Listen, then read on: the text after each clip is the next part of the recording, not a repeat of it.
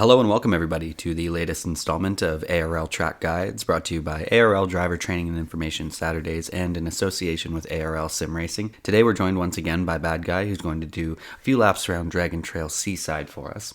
As usual, the first lap will be at a slower pace and focused towards lines and apexes. The second lap will be slightly quicker, and that'll be focused towards gearing and showing you more of the lines at a quicker pace.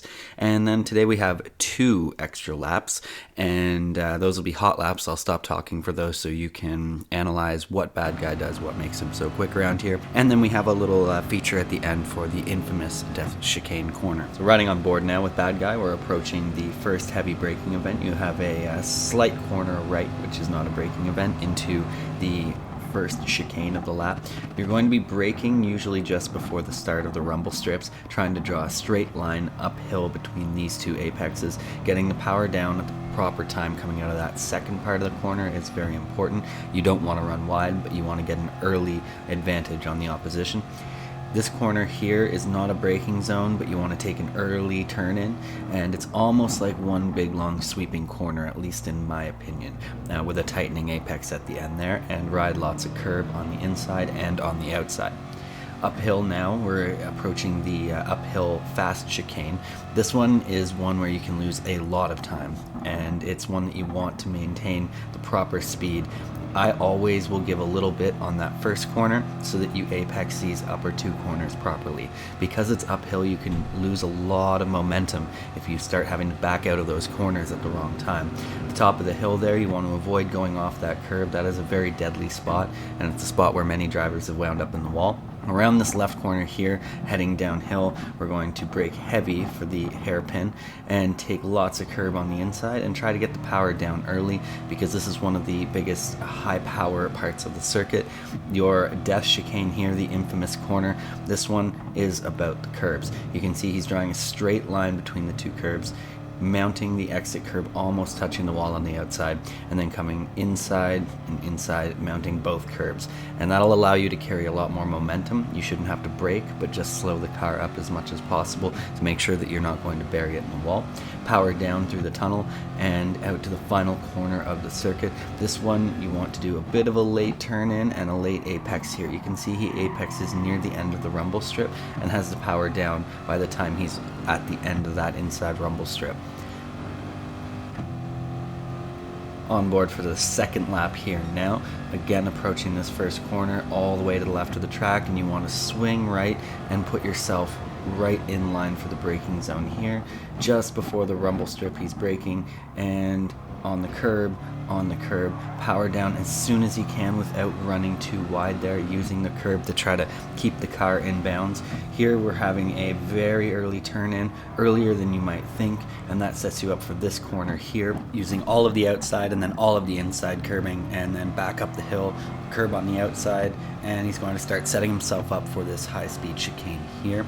You can see it's not really a heavy braking zone, just a little bit of trail braking.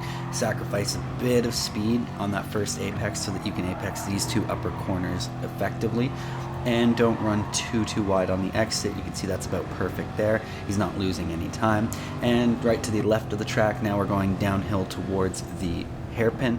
Brake around the 100, maybe just before, and big apex, power down early. You can see him creep onto the throttle as he tries to get the power down without sliding. Death chicane now, we're going to go curb to curb, and then all the way to the outside, touch the wall almost, and then straight line this part over both curbs. And you can see he's carrying enough speed now that he's good down this long straightaway. This is going to be a place where you'll be fighting off people who are going to try to pass you, so you may have to take a tactical line into this corner, but you want to do that late apex as much as possible.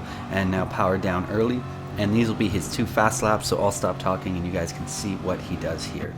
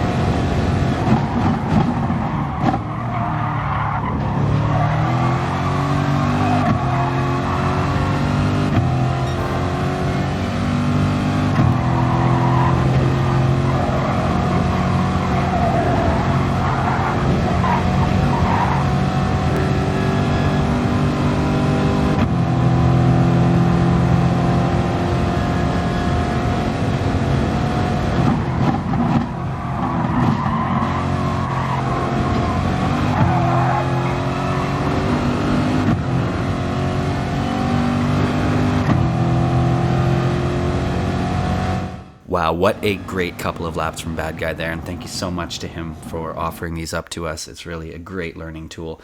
And because I usually offer a couple points in summation, this week it seems as though this track kind of combines a lot of the things I've talked about so far. The maximizing your exit on corners that have long straights after, or minimizing them on corners that may lead into other complexes, and the use of curbs and pushing the track limits to their extreme.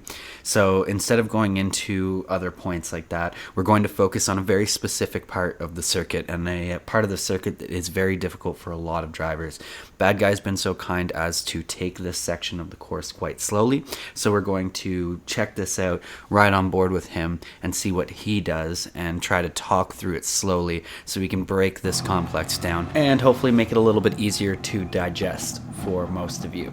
So from the left-hand side of the track, we're going to connect the dots between the two curbs, making a straight line, as straight as possible, going all the way to the outside, and your outside point will be right at the beginning of that rumble strip, and you are going to ride that rumble strip right up against the wall up until the point where you see the gap start to open up between these second two corners. So as soon as you start seeing that orange barrier on the second part of the chicane, you're going to start the turn in and try to draw a straight line. It's going to be a little bit sketchy, and it takes some practice, because you're basically going, as you can see, right up against that barrier and then right up against the second barrier. That's going to be the straightest possible way that you can get through the corner. You can see it's barely any steering input at that point. You want to get all your steering done before the tightest part of the turn. You don't want to still be steering the car when you're heading towards that outside wall, and it is a long straight after, so it's almost a double whammy. If you mess up the chicane, you're going to be hurting all the way down the straight. So not only are you going to lose time in the corner, but you're going to lose time every bit of the track after that until you apex the final corner of the track. Also, something that is important to keep in mind is, if you're going to hit the wall, back out. You're going to lose less time by backing out and taking the chicane 10, 20, 30 miles per hour slower than you will if you hit one of those walls and are either, engine damage, suspension, aero, or even just clipping the wall, not getting damage, but losing a lot of time in the process. It's easier to back out, and it'll be better for your lap times in a race if you do decide to pull the plug. The issues happen when you try to remain in the corner and not back out and not lift when you know that there's a high probability that you're not going to make the corner. So it's about a risk assessment in that corner. If you're taking it properly, it feels great. But if you start to lose confidence, you can really have a huge mistake, and that can change the course of a race. And it usually does, which is why Dragon Trail is one of the more fun circuits in the game. It combines a lot of elements of a lot of racetracks. It combines a lot of theory with a lot of fun. And that's usually where you get the most enjoyment out of a track. It's undulating, it has different characteristics, different kinds of corners, and to boot, a very, very tight, treacherous section that can make or break a person's race. And even in a 3 to 5 lapper, that corner can claim and ruin multiple races. So over the course of a full GR3 Saturday 45-minute race distance, you don't want to mess that up too many times. It is very important. So hopefully when you watch back through it a couple times, you'll be able to digest that corner and really focus on your inputs and get everything correct when you pass through there. And like I said, if you feel yourself starting to slide, or you're going to miss it, just back out of it, build up to it, and work at it the next few laps, and you'll rebuild the confidence to take it in a hurry. Thank you so much for joining. This has been ARL Track Guides, Dragon Trail Seaside. We'll see you out there this Saturday.